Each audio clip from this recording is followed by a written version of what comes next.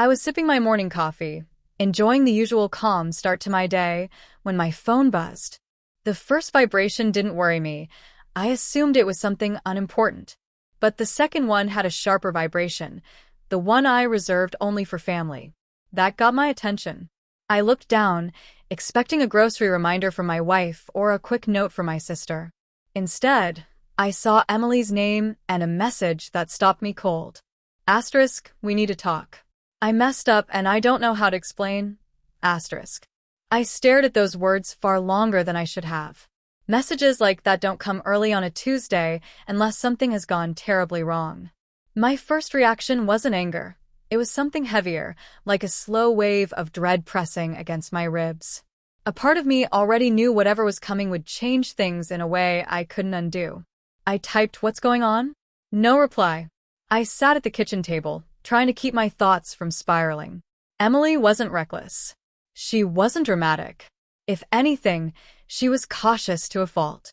In our 9 years of marriage, through new jobs, moving cities, heartbreaks, and the weight that settles on a long relationship, she had never sent anything like that. 5 minutes crawled by. Then 10. Just when my coffee had gone cold, my phone lit up again. Asterisk, I'll tell you when you get home. Please don't be mad. I never meant for any of this. Asterisk. Those words were worse than the first message. No one says I never meant for this unless they've known for a while that they were doing it anyway. I didn't answer. I didn't trust myself to. Instead, I sat there thinking about all the things I'd brushed aside. Late nights. Her phone always in her hand. The quick motion of flipping her screen over when I walked into the room. Signs I'd folded neatly and stored away because I didn't want to believe what they might mean. By noon, I couldn't focus on anything at work. Our recent conversations replayed in my head, short, strained, thin. I remembered her smile that didn't quite reach her eyes, how she seemed to lean away when I tried to hold her. Heartbreak doesn't always come loud. Sometimes it arrives in quiet realizations. At 4:58 p.m., I left work. Not rushing, just moving like someone who needed a few more minutes to brace himself for the truth waiting at home. When I walked into the living room, Emily was already on the couch. Her eyes were swollen, hands clenched together, a blanket around her shoulders like she was freezing. She looked up at me, and in that moment I knew. Even before she spoke. "Daniel," she whispered, "I'm so sorry." I stayed standing. I didn't trust my legs if I sat. She took a shaky breath. "I don't know how to say this in a way that doesn't sound terrible. I never meant for things to go this far. I didn't plan it. Just tell me," I said. Her eyes glistened. "There's someone else."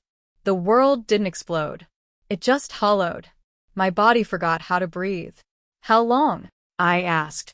"A few months," she said softly. "It started with talking. I was lonely. We were distant. I didn't know how to stop it." I closed my eyes and gathered the pieces of myself before they shattered across the room. When I opened them again, she was crying harder. I stepped back slightly, not dramatically, just enough to show something in me had shifted. "Who is he?" She hesitated, which told me everything. "Someone from work. His name is Ryan." I nodded slowly. "Work. Where most of these things begin. How long have you been meeting him?" My voice felt like the only thing I could still control. She buried her face in her hands. "Daniel, please." I tried to end it. He listened to me. He understood me. We talked in ways I didn't know how to talk with you anymore. That hurt more than the confession itself. He understood me. Sometimes the sharpest pain comes in the softest words. I wasn't angry at myself, but I knew we'd both let a numb space grow between us. "When did you stop loving me?" I asked quietly. She shook her head. "I didn't. I just felt invisible. And he made me feel seen. But I know it was wrong. I ended it. That's why I texted you this morning. I couldn't hold the guilt anymore." "Why today?" I asked. Her eyes drifted away. "Because he's transferring to another branch. He's leaving." I panicked. I didn't want you finding out some other way. So that was the truth. She wasn't confessing because she chose me. She was confessing because he was no longer an option. The realization stung more than anything else. I walked to the window. Outside, life looked infuriatingly normal. Kids rode bikes. Someone walked their dog. The world didn't seem to care that mine had tilted. Behind me, I heard her soft sobs. Daniel, say something. What do you want me to say? I asked. That it's fine? That we can just erase this? No, she whispered. I just want a chance to fix us. I studied her, the woman I had trusted with everything. All I could think about was how many mornings she'd sat in the same room texting him. Did you love him? I asked. No, she said quickly, then softer. I don't think so. I was confused. It didn't matter. The betrayal wasn't in the emotion. It was in the choice. Emily, I said, I need time. Real time. Not a few days. She nodded vigorously. Take whatever you need. I'll earn your trust back. I shook my head.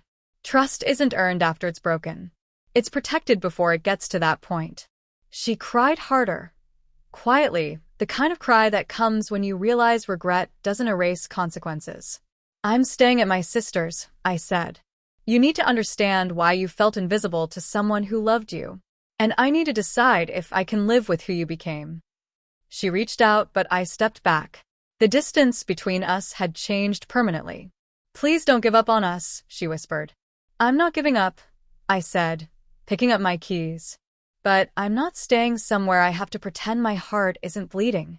Her tears glimmered as I walked toward the door. When it closed behind me, I felt something deeper than heartbreak, something quieter but stronger. It was the beginning of a version of myself who finally understood that silence isn't weakness. It's the first step toward healing.